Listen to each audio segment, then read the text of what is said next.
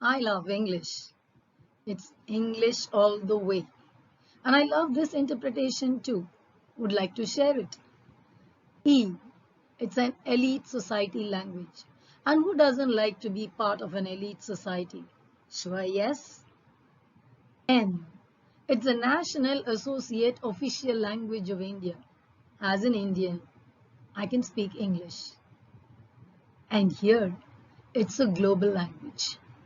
I think all of us will accept and agree. It's all over the world. Here it is, a link language, especially in India.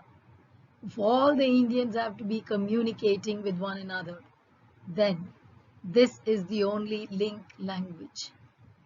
It's an Indian language.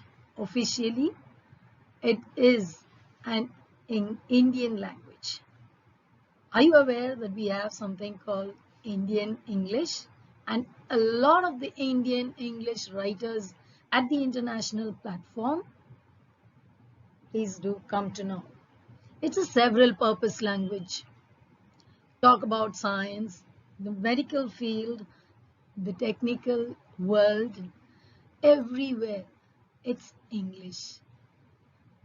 And last but not the least, it's historically important language. It can never be wiped away. I love English.